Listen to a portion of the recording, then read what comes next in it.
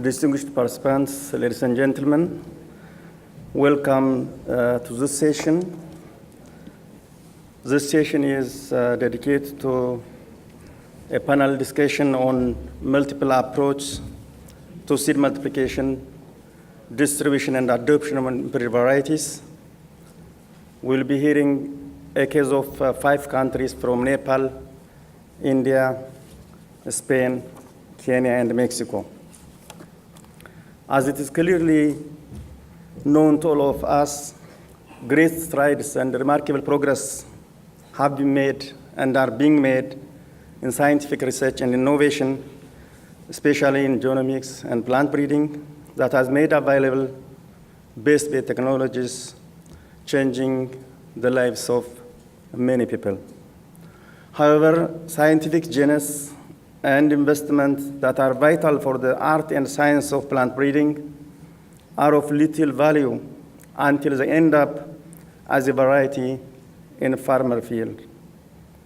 The hard work of scientific research should be harvested on farmers' plots, which actually is not often happening.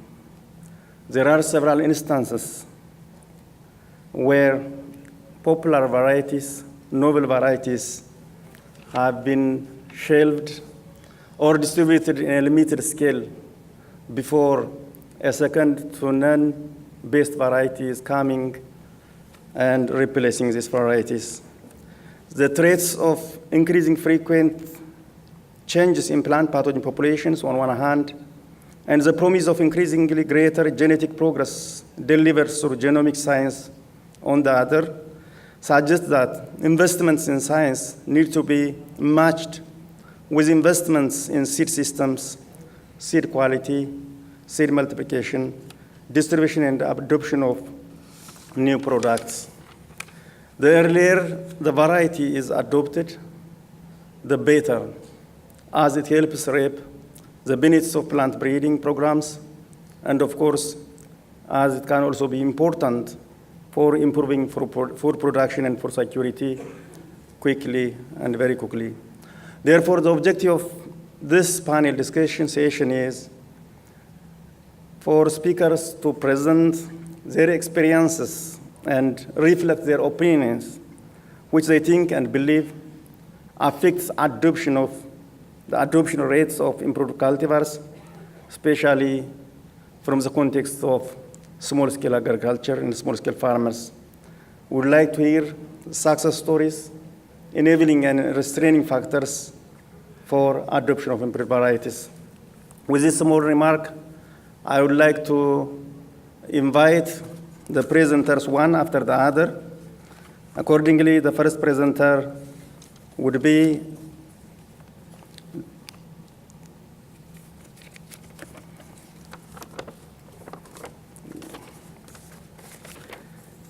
the first presenter is Ihano Solis.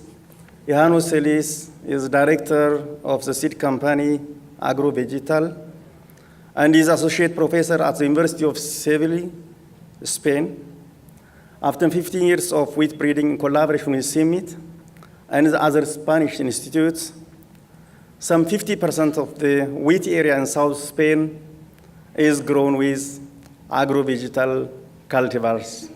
We would like to hear how this came about.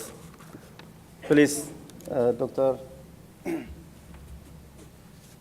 Okay, thank you very much for the presentation and to the organizers for the invitation to explain in a few minutes how are we working to develop new cultivars in the south of Spain. The south of Spain has the same latitude than the north of Algeria, Tunisia, Turkey, Syria, and so on. And in this area, we grow every year 300,000 hectares of durum wheat and 200,000 hectares of bread wheat spring types. And the market of certified seeds is around 36,000 tons in durum wheat and 12,000 tons in bread wheat. The company Agrovegetal is a private company, but owned more than 80% by the farmers. It was created in 1988 based in one agreement with CIMIT, after I'm going to explain. And there is a double purposes in the company. For the farmers, they want to have new good varieties with very good quality and the price as low as possible. And for the regional authorities that support the company at the beginning, they want that farmers pay for the research and development of new cultivars. These are the two main aims of the company. In 2005, we incorporated to the company a pasta industry brand, Pastas Gallo, that helps a lot to us to identify the best cultivars for the industry in order to have good prices for the farmers. That is our most important aim, to have good quality variety for have good prices for the farmers. As you see in this slide, the CIMIT varieties are very, very well adapted in our conditions. Almost all the most sold varieties in durum wheat and also in bread wheat in 2002 and 2010 are basically from CIMIT. Some of them are public lines and the others are in the hands of private companies, but the breeders recognize that they develop the varieties from CIMIT germ plants. The beginning of the company was in 1998 and was Dr. Rajaram who made the agreements among CIMIT, regional authorities, and the responsible of the cooperatives, including the Federation of Cooperatives, to create agrovegetal, to go ahead with these double purposes, good varieties with low price for the farmers, and that farmers pay for the research. This first period of 5 years ended in 2003, and at this moment, the board of the company traveled to Ciudad Obregón. Here we have a picture with Dr. Borlo. We have the great pleasure to enjoy during 2 days with him, visiting the trials. Here we are in reduced irrigation trials, and the picture is with cultivar Javaros, that at this moment was the most sold in Spain. It was a 25 years old variety that was the most performing in Spain at this moment, 2003. We made a renovation for 5 years till 2008. When this period ended, again, we signed it with Dr. Hudson Brown, the third renovation. And finally, last year, we made our last renovation until 2018. Which are the main criteria to develop a good cultivar for southern Spain? It's very important yield stability, because we have very different regime of rains. Some years we have 300 millimeters, some years we have 800. It's very important to have good yield stability. Of course, disease resistance and high grain quality. To identify the yield stability, we have trials in very different conditions. The average condition is around 3 tons hectare, but some years we have trial under 2 tons hectare, and some years if we have good rains and good soil, we can get 5 or 6 tons hectares. It's not very frequent. Normally it's 3 tons. We have a lot of diseases. Depending on the year, we can have powdery mildew, tongue spots, leaf blots, yellow rust, leaf rust. Some years we have one of them, some years 2, maybe all. This year we have some problem with powdery mildew, tongue spot and septoria disease almost all the year. And in bread wheat, some varieties have yellow rust. In durum wheat, some variety has leaf rust. And of course, the quality is very important for us. The owner of my company are small farmers. If they receive the international prices, they don't earn money. They need a little more price. They make a lot of effort to have the grain that pasta industry and milling industry desire to give some bonus. This is the selection method we follow 15 years, every year without changing. It's a very simple method, and we receive each year, in the first year, 100 lines of each species in F7, and we made trials in 2 locations. We will pass from 100 grams to 1,000 tons in 7 years.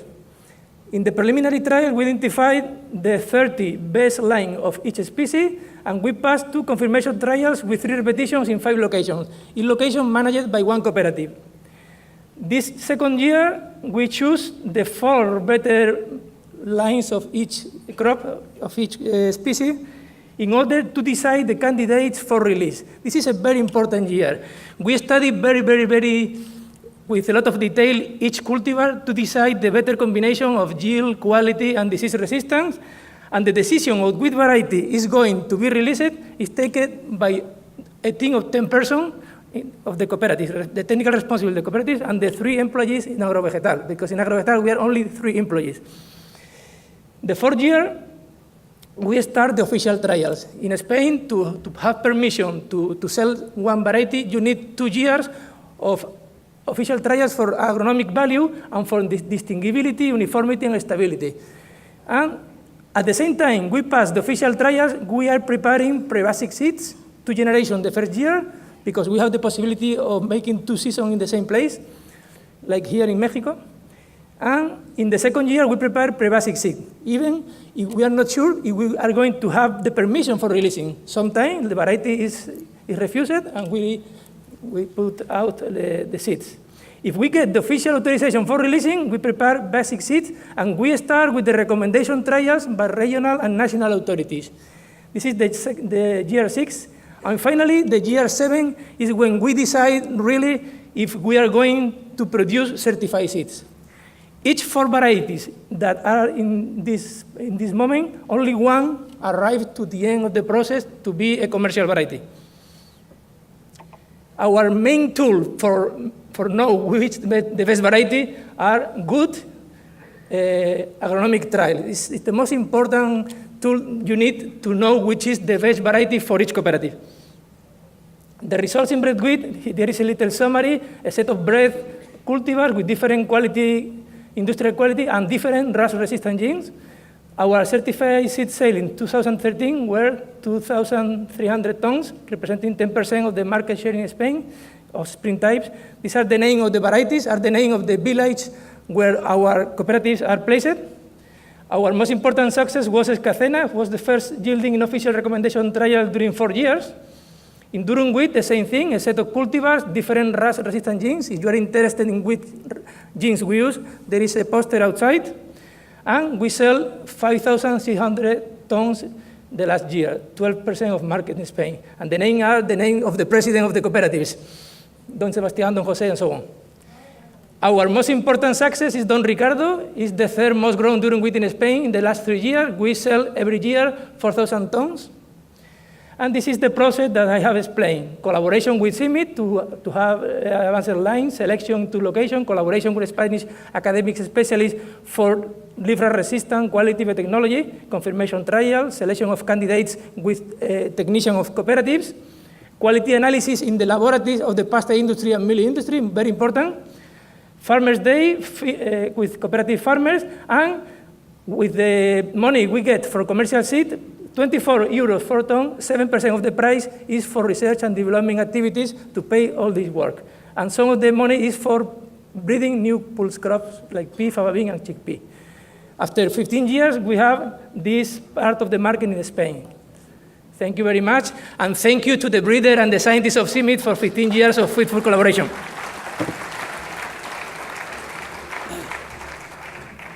Thank you, Dr. Inacio.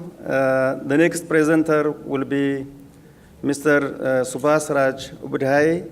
Mr. Subhas is an agriculturalist, and he is the chairman of the Lumbini Seed Company, where he works closely with different seed organizations in Nepal. And his area of presentation will be on public-private partnership. Please.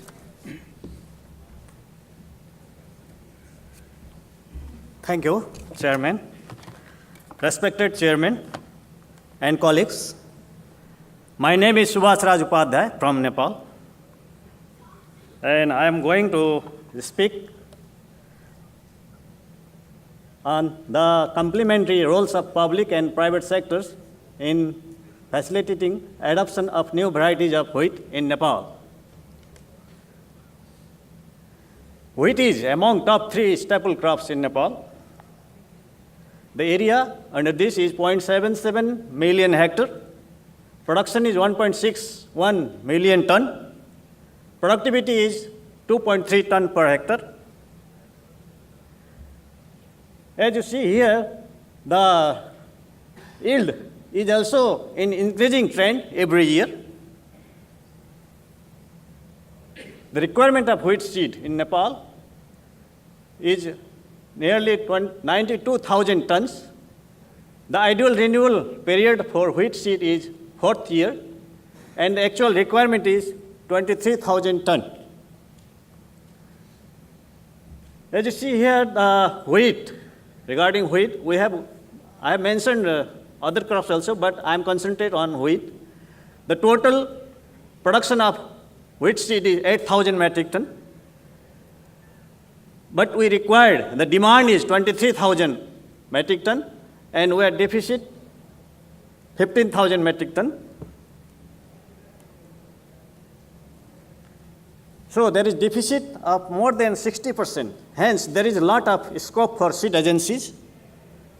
Due to this deficit, our seed replacement rate is more or less 10%.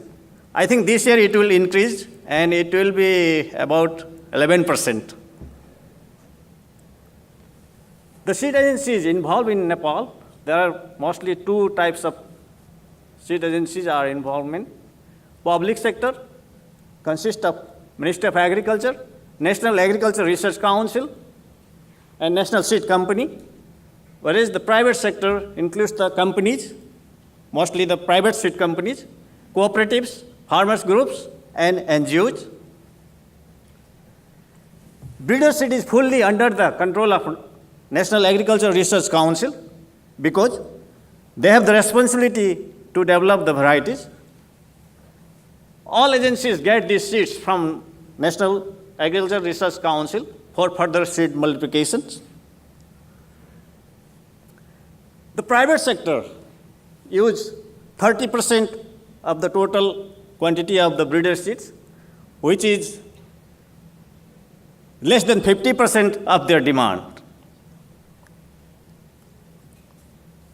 Public sector plays a role through Ministry of Agriculture and National Agriculture Research Councils in overall implementation of seed business, establish linkages with national and international seed organizations, implement Seed Act to control seed quality, and NARC, means the National Agriculture Research Council, is responsible for developing new varieties. On the other side, the private sector is engaged in seed business for last 10 years, faster growth in last 5 years. At present, 17 registered seed companies are there. Private sector is currently engaged in seed multiplication only. Some companies planning to start breeding in wheat and paddy. Private sector works closely with National Agriculture Research Council and farmers for promoting new seed and related technologies. So, the complementary role of public and private sector is ensured in Nepal to provide the farmers right varieties in the right time and in right price. There are deficiencies, but the concerned agencies in the country are working hard to overcome these issues. So I have also some personal observations and queries. It is divided into two parts. The first one, we need to strengthen private sector for creating better linkage with international players for seed business, seed market and development, technology transfer including breeding materials. The second part, we lack significantly in mechanization for small farmers, carry over stock management of treated seeds for next seasons, remedy for varietal mixing during harvesting of wheat by combine harvester, methodology or instrument to examine the germination percent immediately, know-how about hybrid varieties and its production in case of wheat. Thank you, and thank you for the special thanks to the organizer. And I think all the best of these two events. Thank you.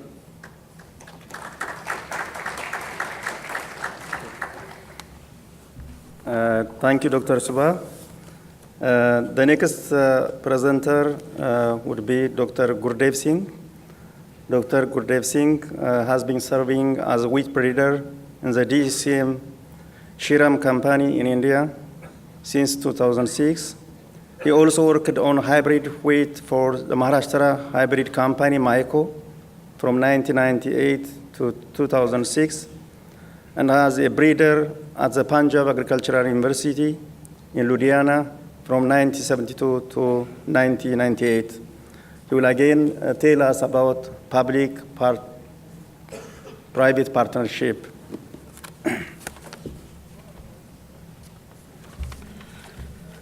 Thank you, Chairman, sir.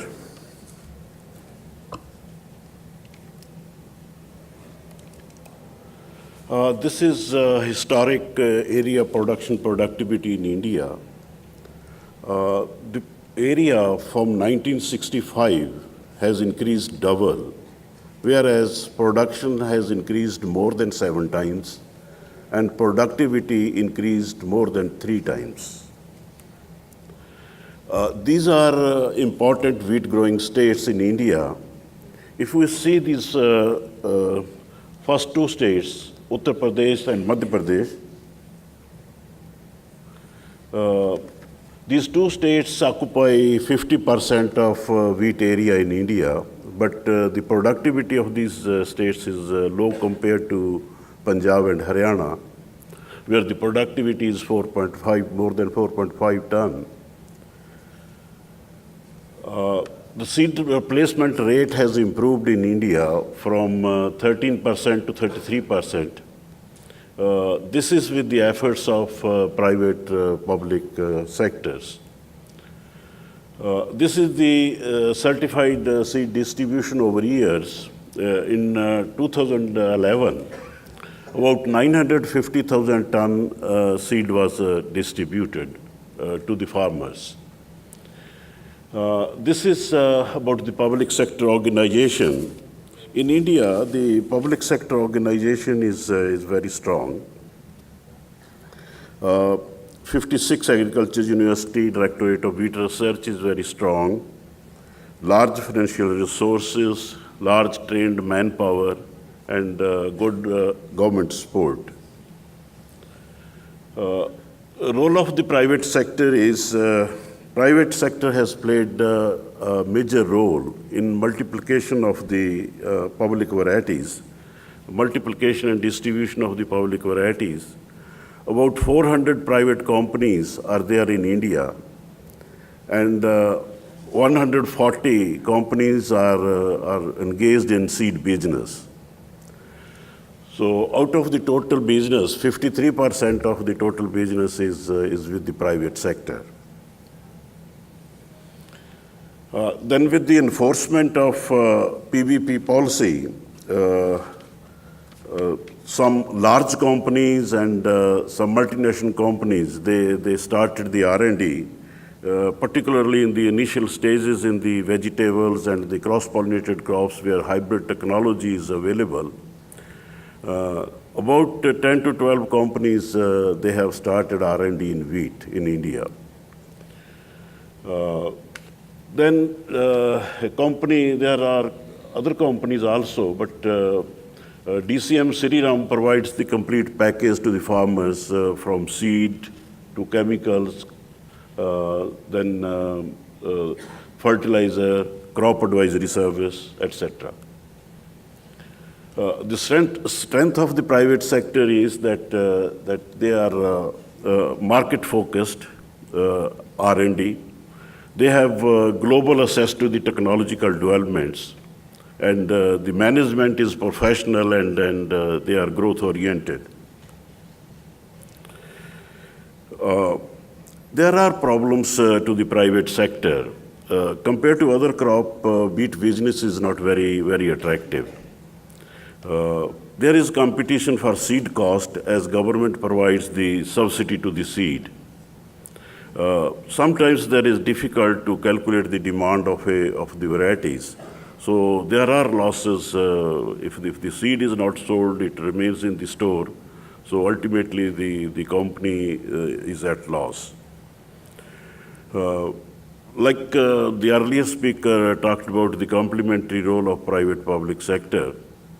here I would like to say is that, the public sector and private sector partnership in marketing and extension is very strong in India, particularly in the crops where hybrid technology is available, also in vegetables, like in cotton, corn, paddy, and vegetable.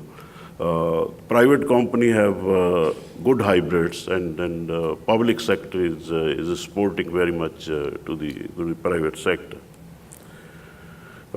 This is regarding the DCM Sriram. They started the R&D in 2000 and released 2 varieties in 2009 from cement material, Super 152 and Super 172, for Northwestern Plain Zone and Northeastern Plain Zone.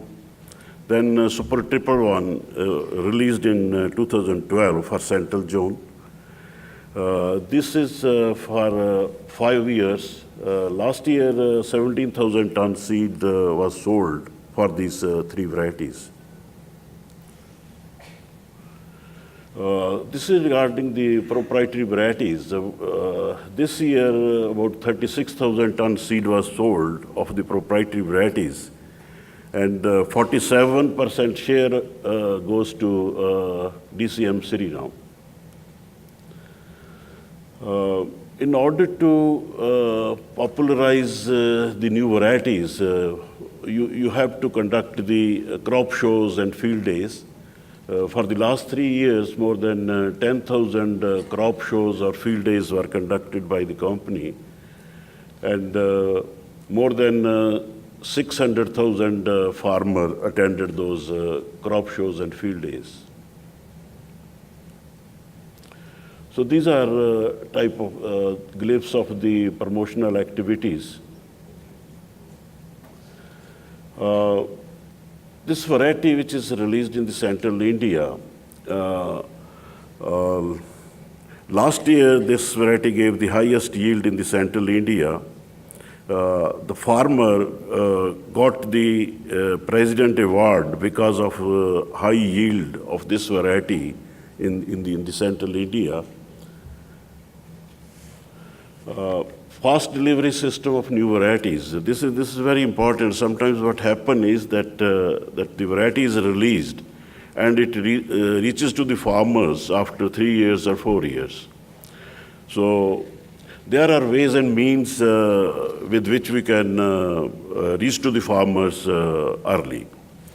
The first is that in our country, the requirement for the identification of the variety is breeder must have 1 ton seed. If that condition changes to 50 ton at the time of identification of variety, then you will be having sufficient seed for the multiplication. Secondly, you can put in the initial stages less seed, 70 to 80%. Because wheat is a high tillering crop. If you put slightly more nitrogenous fertilizer, it can tiller. So it can give the same yield. Lastly, when you are to distribute, you should distribute maybe 5 kg, 10 kg packages so that it reaches to the farmers. It can reach to the maximum number of farmers. Thank you very much.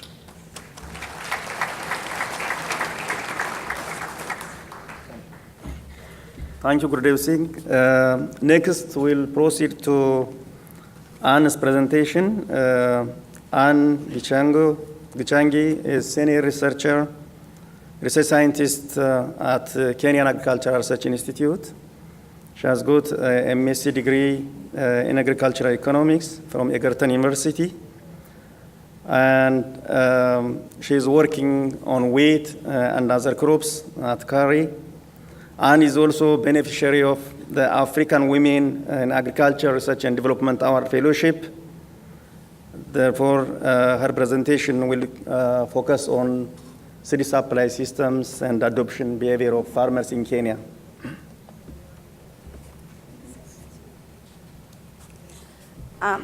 Thank you so much for the introduction.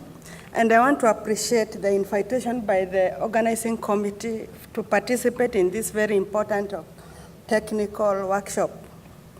I'm going to present on seed systems and varietal adoption behavior of wheat farmers in Kenya, because when we do breeding and all other interventions, we do them for the farmers. That is the statistics of wheat production in Kenya. And as you can see, there is quite a disparity between production and consumption. And then we are asking why. And a lot of work is going on in improving wheat production. That is the picture of the production structure of wheat farmers in Kenya. We have both small-scale and large-scale farmers. And for the small-scale farmers, according to this study, was 2.5 to 10 hectares. And as you can see, 80% of them make up the wheat farmers. They do traditional farming, and they are quite inefficient. The average yield within this group is 2.5 tons per hectare, and they contribute about 20% of the national production. We have the large-scale farmers who hold more than 10 hectares, and they constitute 20% of the wheat farmers in Kenya. The average yield in this subgroup is 4 to 6 tons per hectare, and they contribute about 80% of the national production. A lot of work is going on and has been going on improving wheat seed varieties in Kenya. We have several organizations doing this, the universities, KARI, and other sectors. And there are all those stages that they go through. But the question we are asking in this particular segment is, after all this, what next? After they have improved the varieties, we have the seed, then what next? The problem that we were addressing here is, over the last decade, millions of dollars have been invested in the development of new wheat varieties. Yet, there is a profound adoption gap. What is the cause of this? We tried to identify factors influencing adoption of the improved varieties in Kenya to advise the other researchers and the breeders on the way to go. This is just an example of some of the varieties that have been released in Kenya, and we are trying to look at adoption behavior of the farmers. And as you can see, we considered there are several varieties, but we picked the most popular and the new varieties that were developed after 2009. And you can see this was one of the most popular varieties during this time. While these two varieties were developed after the DRLW project started, and we were trying to understand why farmers behave the way they do in adopting the varieties. And as you can see, within this time, the acres that were planted with this variety, Njoro 2, which was the most popular, was still very high. And the new varieties were rarely adopted. This doesn't mean that they are not popular. What it means is there is a time lag between the time the varieties are released and the time the farmers adopt, because farmers are uncertain of what these new varieties have in store for them. So what they do, they take time, they want to watch at a distance what other farmers are going, how these varieties will behave with the other farmers. And as you can see, as time passes, the varieties, depending on the attributes that they have realized from the other early adopters, they really are adopted highly. And then we wanted to look at the factors that influenced adoption. And demographic characteristics of the farmer was quite one of the factors the price of inputs, and accessibility of the inputs on output price, because if the price goes down, the farmers will reduce in production. Prices of other inputs. For instance, if the neighboring farmers planted maize and the gross margins were higher than the gross margins of wheat, the farmers will change to go to maize production. And then we have lack of contractual agreements, which are not honored in Kenya, lack of information, and poor dissemination and adoption pathways. We did analyze the factors, the demographic factors. And from the analysis, you can see farming experience and education were highly significant in adoption of seed. This means the farmers who have grown wheat over time and the farmers who are educated because they understand they are going to adopt wheat faster. The new varieties. We looked at the structure, the marketing structure of the traders, the wheat grains and seed market structure. This is the line of equality. This is the Lorenz curve. This means if this curve goes towards the line of equality, it means there is equality in sharing of the produce. And it tends to oligopoly. And when it goes away from the line of equality, it tends to monopoly. What does this mean? When the marketing structure changes to monopoly, it means the few players who are involved will dictate the prices, and hence the output price will go down because they want to benefit more, and the seed prices will go up, and this will form a will demotivate the farmers. As you can see here, 80% of the cumulative traders handled only about 30%. That means 20%, the remaining 20% of the cumulative traders handled the 70%. That is a very risky move.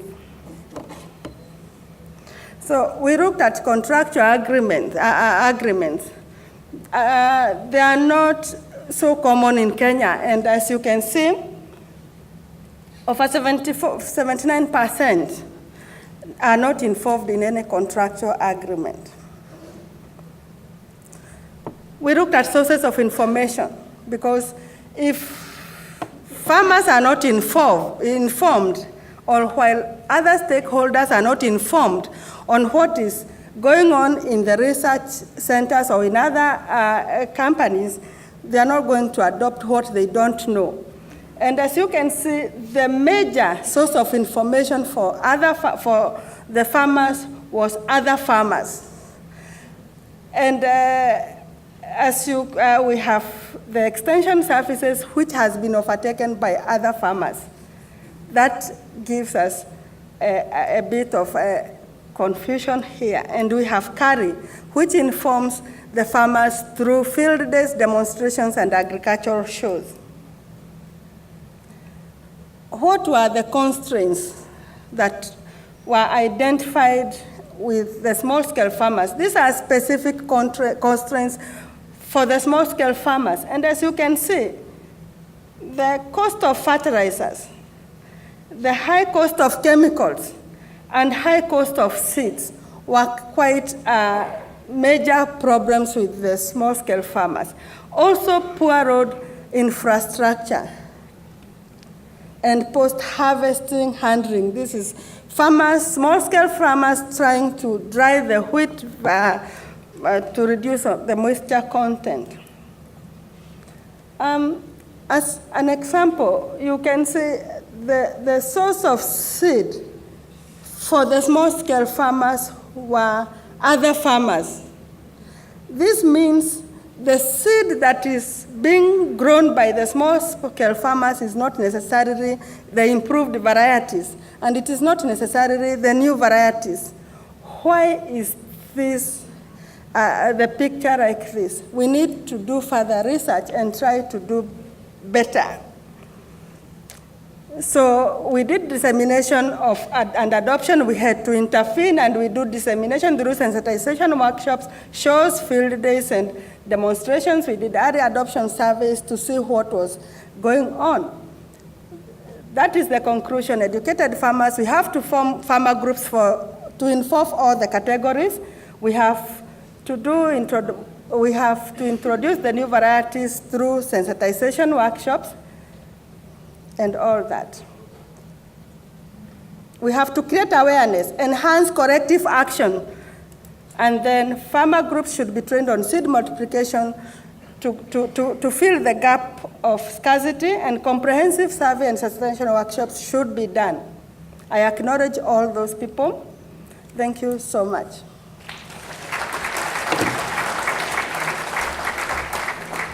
Thank you, Anne. The last presenter would be Dr. Plutarco. He is from Mexico, and he is a wheat and safflower producer in the Yaqui Valley. He is president of the Yaqui Valley Agricultural Producers Association. So may I call upon?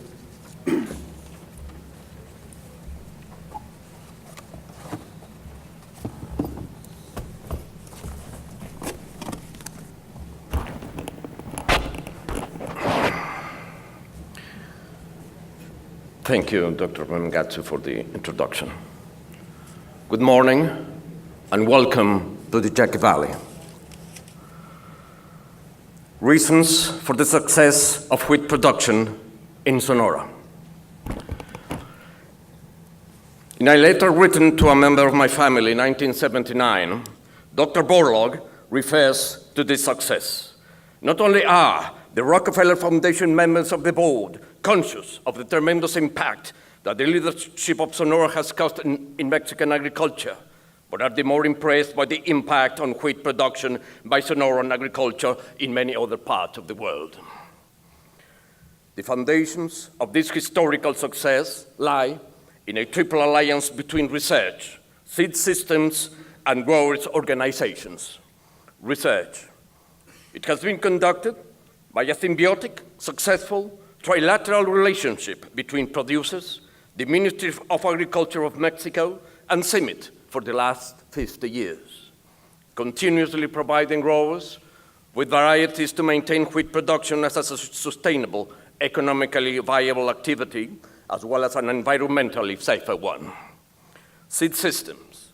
Patronato, representing producers, has the exclusive responsibility to increase seed volume on a yearly basis. Its reproduction capability, in conjunction with producers' organizations' own reproduction programs, generates enough certified seed to satisfy requirements for the next farming cycle. Producers' organizations. Their roles are multifaceted. Research involvement, water management, commercialization, grain storage, plant health, risk management, amongst others. But above all, they constitute a strong lobbying voice against public policies contrary to farmers' interests and prosperity, a blight worse than any rust. To exemplify the way this triple alliance works, and especially to illustrate its response capability in times of crisis, I must rely on the following vividly remembered, not too distant experience. In 2001, our champion durum variety, Altar, lost with quasi-catastrophic results its resistance to rust after being resistant and dominant for 17 straight years. The Triple Alliance embarked immediately on a peremptory project to deliver producers a replacement. Hupari. 2 years later, producer had in Hupari that replacement. Hupari was supplanted by another champion in 2010, Cyrno. which, without having lost its preeminence in the field, is being complemented by 2 new Durham releases in 2015, Quecheweka and Baroyeca, both rendering the same high potential of Cirno, the same grain quality demanded by a Sonora durum wheat, and both conferred with different resistance genes. This trio, in the very short term, will bar the potential explosive one crop, one variety practice, for we have to humbly recognize that at this very moment, the largest valleys of Sonora are under this highly precarious condition. Challenges ahead. Life is not static. It imposes conditions and demands the creation of new solutions, used to say a Mexican statesman. Mexico, despite its vast resources, buys today 42% of its food needs abroad. Mexico imports today more than 60% of its wheat needs. We need to change that. We need to change public policies. We need to increase research. We need to fight corruption. We must recapture our lost food security, our sovereignty over food. Sonora is an arid state, and the greatest challenge it faces today, as other arid regions in the world, is a severe scarcity of water.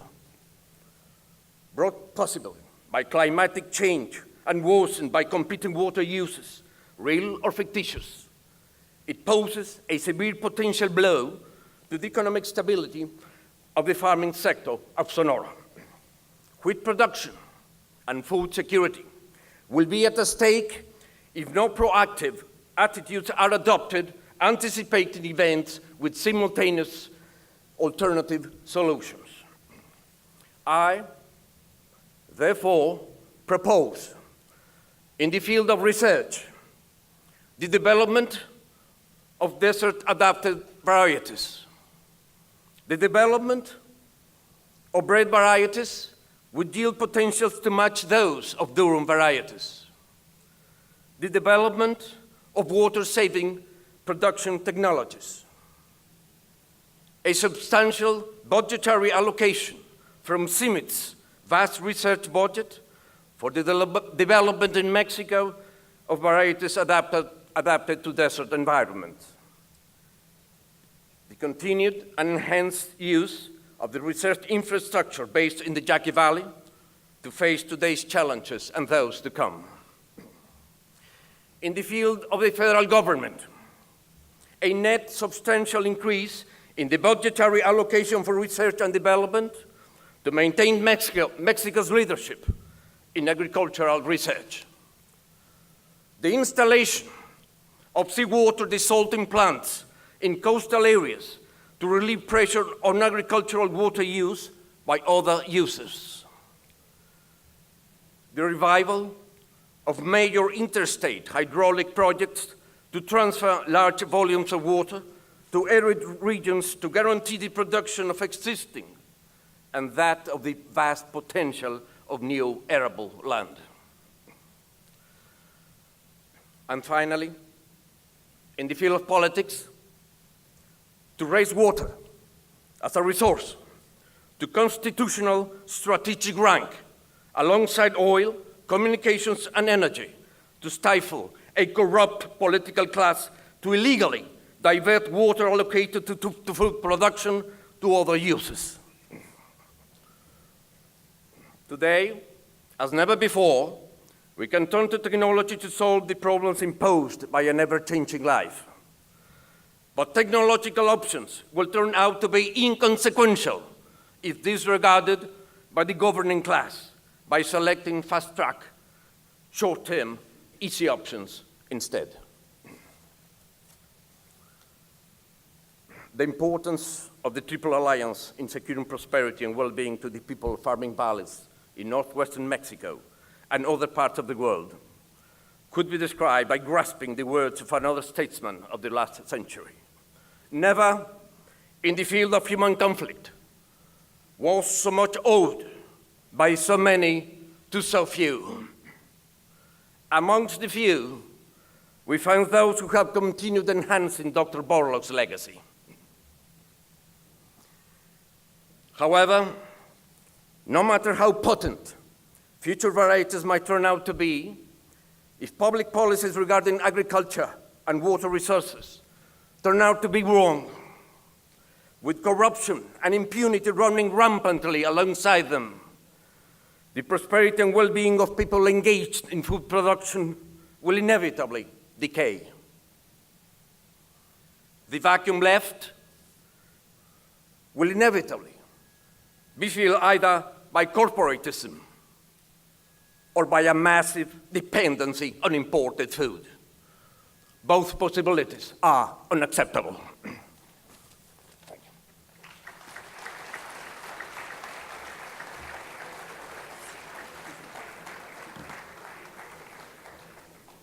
Thank you, Dr. Plutarco, for your inspirational speech. Ladies and gentlemen, despite a very tight time schedule for the session, our speakers, they did it very nicely. So can you please join me to thank all the presenters. Next, we'll be having a short discussion, questions and answers and comments, whatever. So presenters, can you please take your seat straight in front of the presenters, I mean the audience. I think all presenters, they presented their own perspective from their own country's perspective.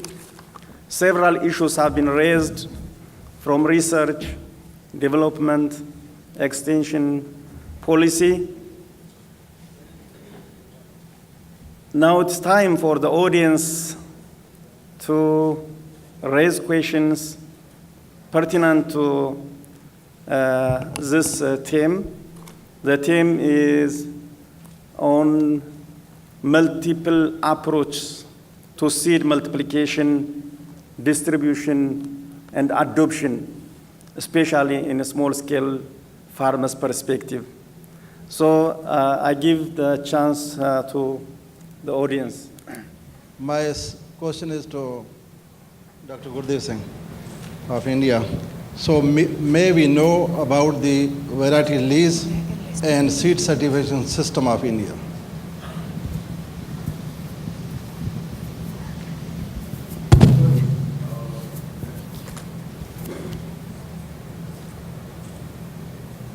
Case, our testing for a private sector, we do our own testing, like number of locations, then year of testing, we decide ourselves. Like in the public sector, the testing is done for 3 years. First year is in the initial varietal trial and 2 years in the advanced varietal trial. So same case in the private sector, we test for 3 years, and fourth year then we go to the farmer's field for adaptive trials. So based on 4 years data, we put the check varieties, of course, every time. Based on 4 years data, we recommend the variety. We sell the seed truthfully.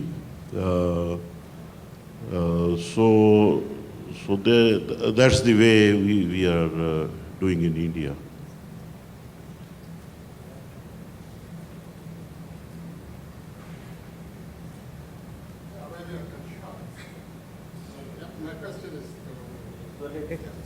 Thank you. Then I don't need to stand.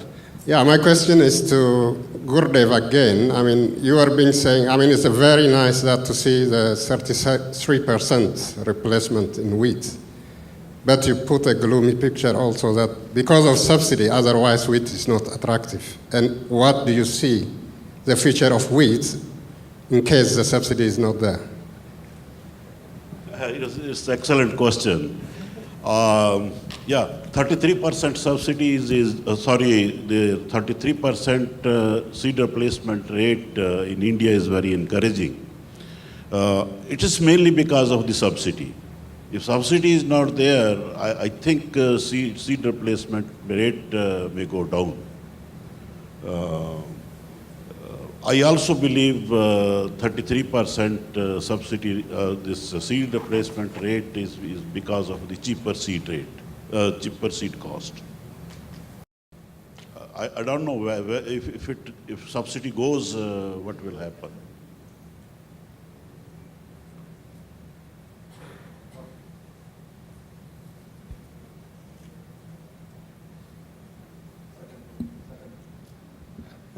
Thank you very much for all your presentation. My comment is not a question. The session title is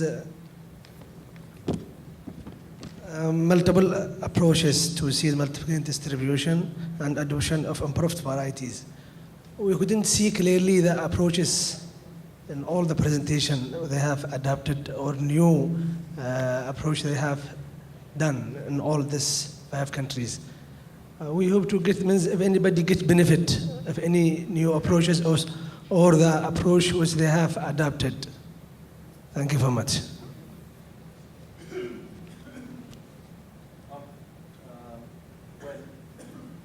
listen to the patient. The question is a multiple approach, and probably the private, public, whatever, this approach. I think you are. No, it is saying the theme of the discussion says on multiple approaches to seed.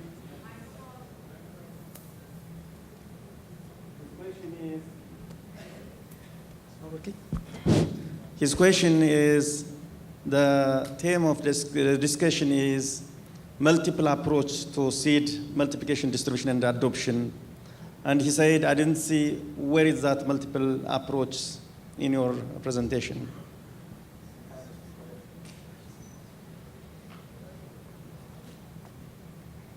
Okay, I think by multiple approach, the ones they said about public, about the private, and other organizations, people, this is meant for a multiple approach to seed multiplication.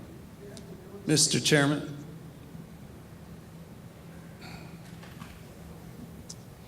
Yeah, thank you very much for all presenters. Now, seed multiplication is an important issue, and that's very important for food security, at least. We would like to know, maybe in Nepal, you mentioned that in right price. Would you like to talk or elaborate how is the seed price policy in there?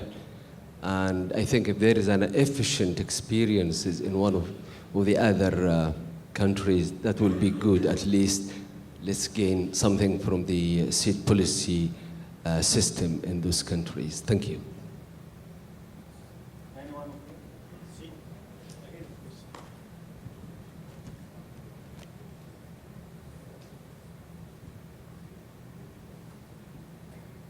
Question, please.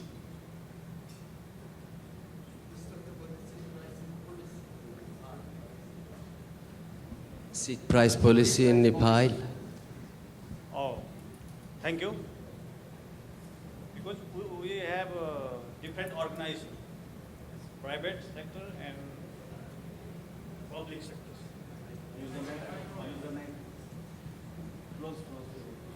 Yeah.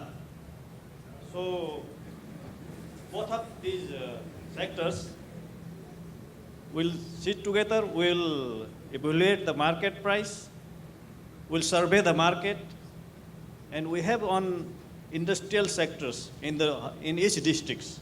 From there also we'll collect the price, and all the average of these from different sectors, the price will be collected, and the average price will be the actual price. We consider the actual price, the average price is the actual price. Thank you.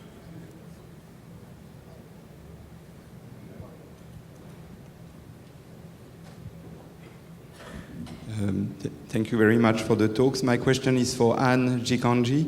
Among the factors of low adoption of varieties, you didn't mention the issue whether the variety is appropriate for the farmer's needs. So are the products of plant breeding always what the farmer needs for their production? Thank you so much. As I indicated, not necessarily raw adoption is not necessarily that the varieties are not popular with the farmers. And before the breeding, we do baseline surveys where we get information from the farmers. So actually breeding is done regarding what was gotten from the baselines. And farmers sometimes will only adopt that variety that another farmer is growing, irrespective of the fact that breeding was done in accordance to the farmers' the agroecological zones, the disease resistance and all that. Farmers will only adopt what the other farmers are growing. Yeah.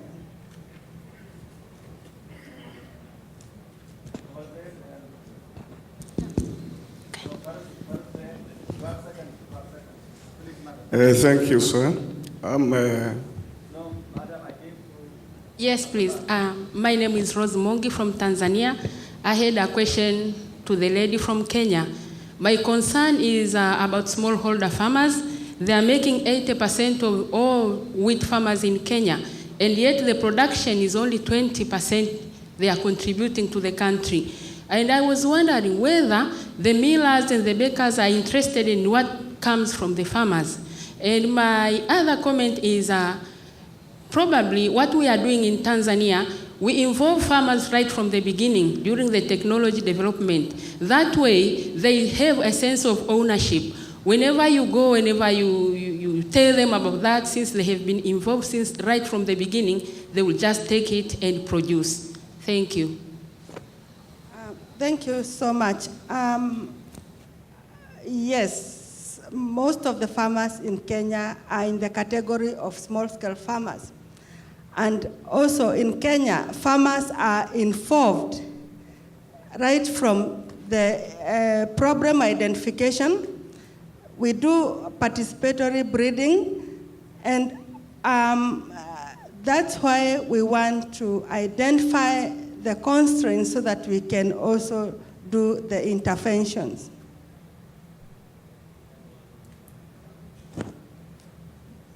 Thank you. I have two questions for Kenya. Just a rider to the last speaker.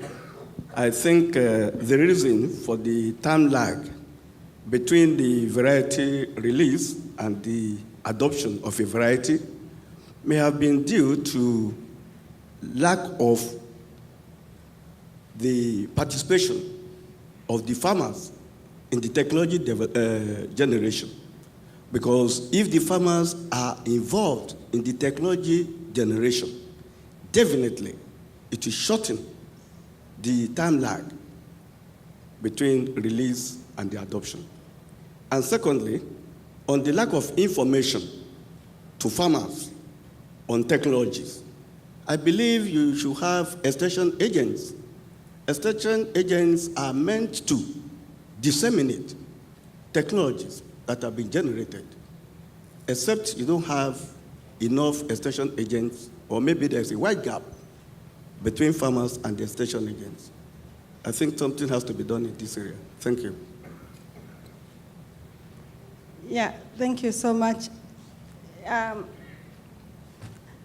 We have changed the model of doing things from the linear way of breeders releasing the seeds and passing them to the other segments of the chain. And now we are using platforms. The reasons as to why we are using the platforms is the ratio between the extension and the farmers is quite wide. And so it's using the extension, especially the public extension, will not be efficiently enough to disseminate this technology. Again, we are currently involving the farmers in the interventions along the value chain. We are doing, as I said earlier, participatory breeding. We are using, within the platforms, we have other extension agents, like the NGOs, the churches, and we are working together towards improving the production of wheat within the small-scale farm. Thank you. Thank you, sir. My question is to all 5 countries. Compared to grain price, let us say $300 to $350 at metric ton at harvest time. Compared to grain price, what is the range in percentage increase when you sell seed? Percentage increase in price when you sell it as seed in these 5 countries. Thank you.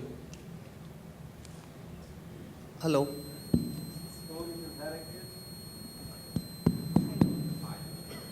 Hello.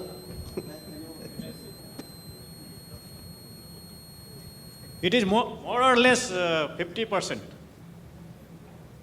50% higher than the grain price. 50% higher than grain price, Yes. fine. I would like to know about India, Kenya, Mexico. Yeah. Yeah, in our case, public distribution is subsidized. No, it's even less than the seed, less than the grain rate. But for the private sector, it's not feasible. No, in private sector, it is almost double. Yeah. Yeah. I am Makhdoom Hussain from Pakistan. So my question is from Gurdev Singh. As we know, the seed price fixed by the government is very less.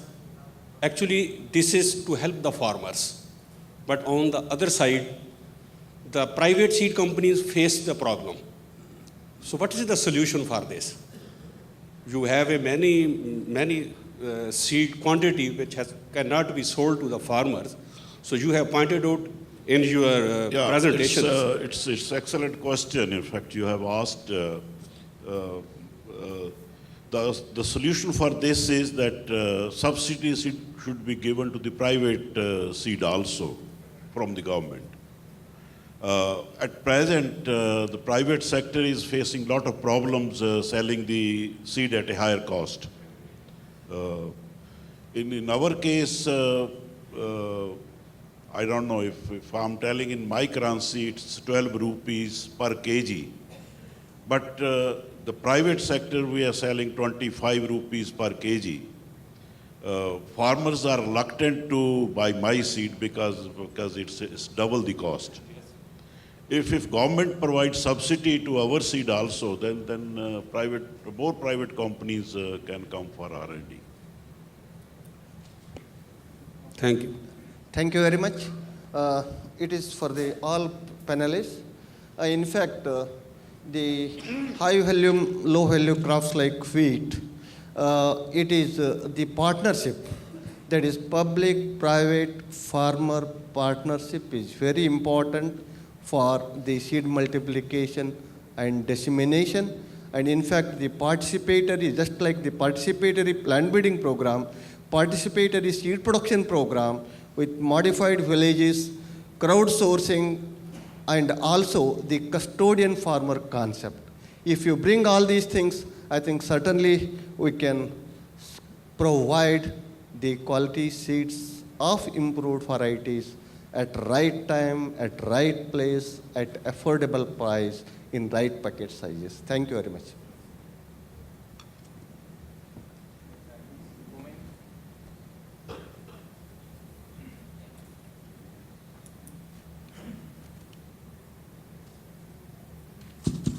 Yes, I had not heard of water policy being elevated to the level of other national policies. This is something, Senor Plutarco, that I've not heard of. Can you tell me, is this common in other countries around the world?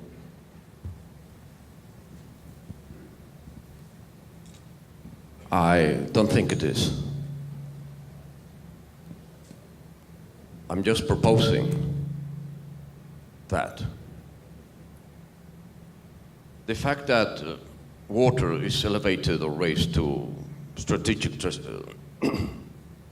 constitutional strategic rank does not mean that it cannot be stripped from being used for food production. It just only stifles corrupt authorities to take the water away from what it's been allocated to, which is food production in most cases. So I would say this is an original proposition from my part.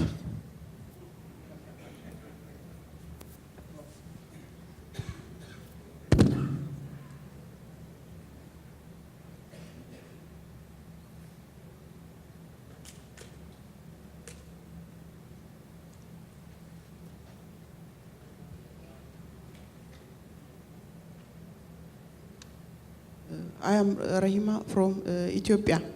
My question goes to Anne from Kenya. As you identified the different factors affected farmers' adoption, variety adoption. When we say farmers, we may not forget about women farmers. Since women have different need and have different skill and knowledge, access to resource and access and control of resource, market information, generally, relatively, women farmers are poorer than men farmers. Therefore, they may differently affected by different factors. Therefore, we have to identify the gender gap. Therefore, how is your effort to address the gender gap that in variety adoption that may different policy interventions? The second is a comment. When we see a grain market, particularly wheat market, we may not say monopolistic market. Monopolistic market means the only buyer or the only seller in the market. That may be the oligopolistic markets that control the wheat market. Thank you.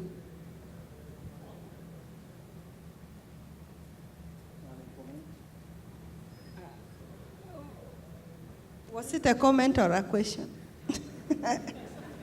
The second one is a comment.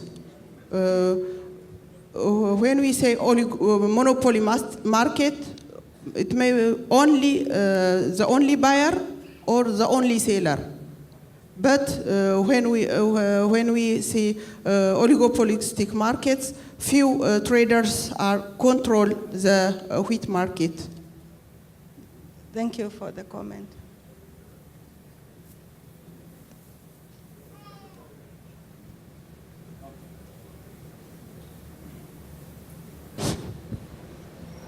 Yeah, I just want to clarify.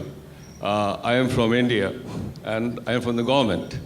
A message that is going is that whether there are questions on how the seed subsidy is driving the seed replacement in the country.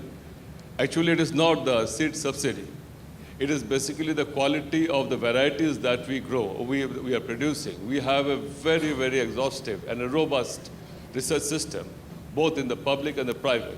And every year we are coming up with the new varieties, and the farmers are given the performance of those varieties through the field level demonstrations. It is that factor which actually drives the seed replacement ratio and not the subsidy. Subsidy is given to the farmers because our farming system, majority of the farmers are small and marginal, which accounts to less than 1 hectare of land per farmer. we need to give them some kind of assurance against the failure of a new variety. And that's only for 5 years. After that, the variety has to survive on its own, be it even if it is in the public sector. Private sector, the varieties that are sold are basically truthfully labeled seeds. They are not the certified seeds, whereas the subsidy that is given are to the certified seeds. So it is basically the robust research program that we have in the country that drives the SRR. Thank you. Okay, thank you. I'm Peter from Kenya.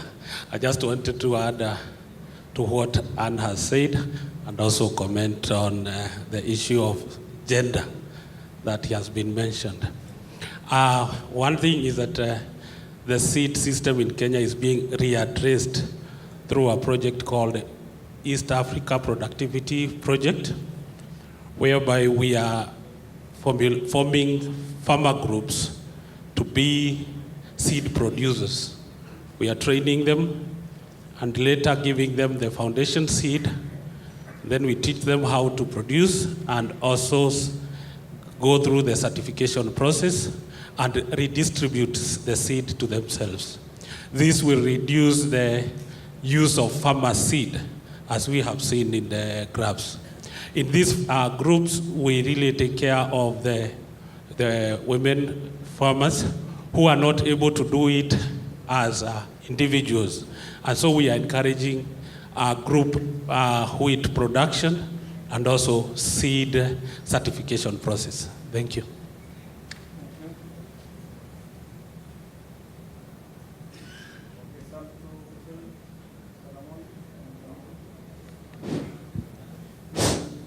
Thank you. I'm Solomon from Ethiopia. I have some question for the Mexican presenter. I really appreciate the level of productivity in the Yaqui Valley because you've mentioned productivity of up to 9 tons per hectare, which is really very good and I think the highest among the highest in the world.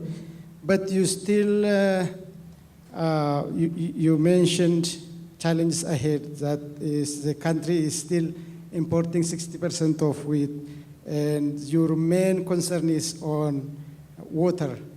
But how do you see the current water use by the farmers? Did you consider the water use efficiency? I mean, are the farmers using the existing water luxuriously? My second point is there no wheat production under rain-fed other than the Yaqui Valley, under rain-fed? And the third point is you've put forward different strategic solutions which involves high-tech and research. What about the patronato in supporting research financially? Well, first of all, it certainly is a disgrace for this country to import 60% of its wheat needs.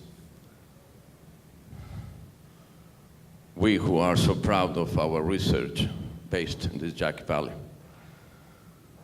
And that's a reality which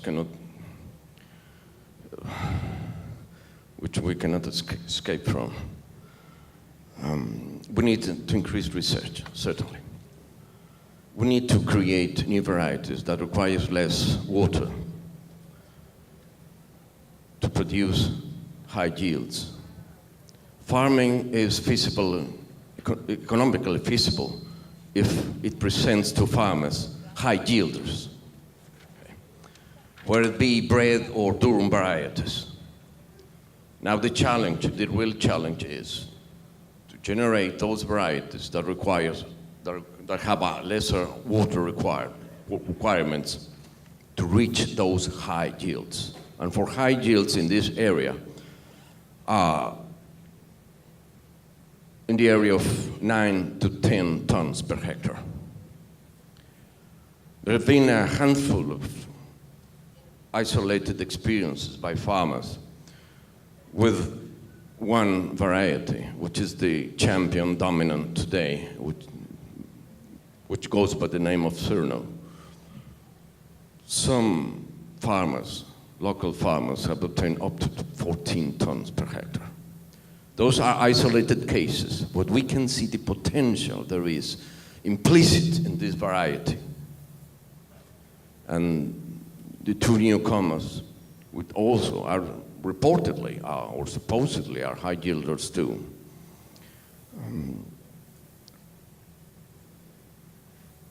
We can expect to maintain these high yields and therefore prosperity. However, these two new varieties do not include the characteristics required by a to be desert adapted. We have to work on that. We have to generate varieties which include this characteristic of producing high yields of the order of 9 to 10 tons per hectare, requiring less irrigation. Normally in this area, we apply 4 irrigations in the cycle of the plant. Now, the challenge is to reduce those 4 to 2.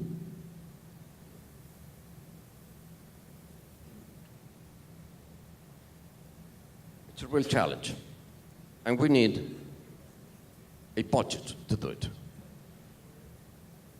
Unfortunately, Mexican federal authorities are not sensible enough to see that it's important to invest more on research and development in the agricultural field, as in any other field. That's very important. Have I answered your question? Thank you.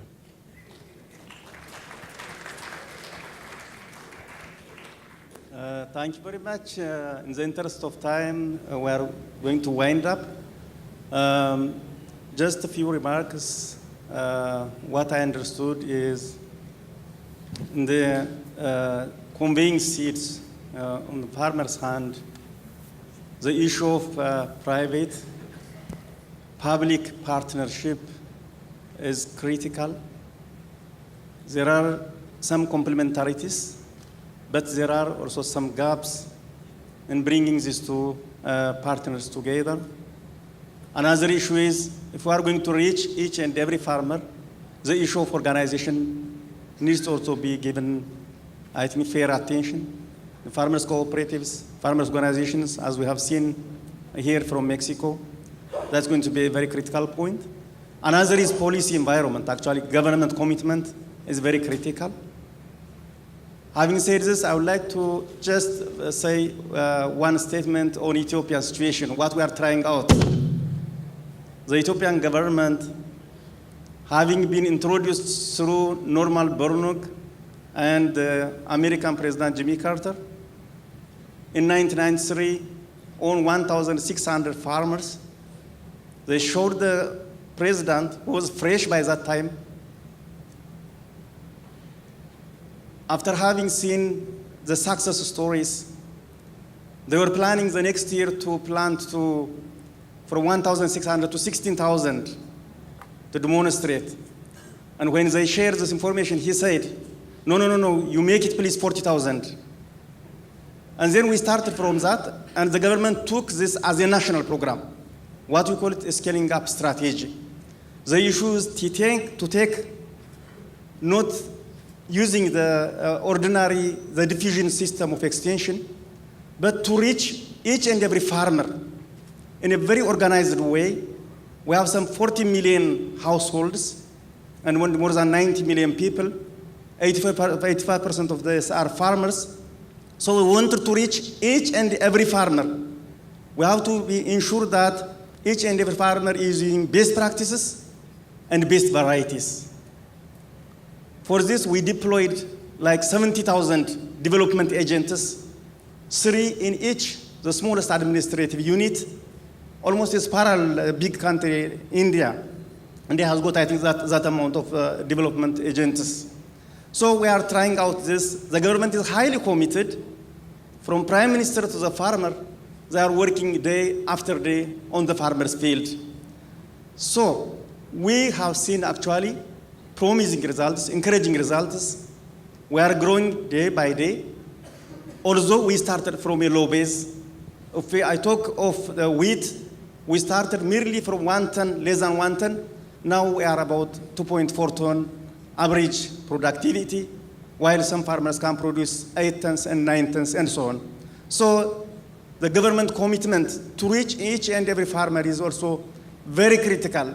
We may have private people, the public partners, and we may use ordinary approaches, but we may not be able to reach each and every farmer. We may reach some of the farmers. But if we want to get out of poverty, all our farmers, I think the partnership and the government commitment and the policies are very important. Thank you very much for excellent presentations. Thank you very much for your attention. May you please join hands to thank all our speakers. Thank you very much.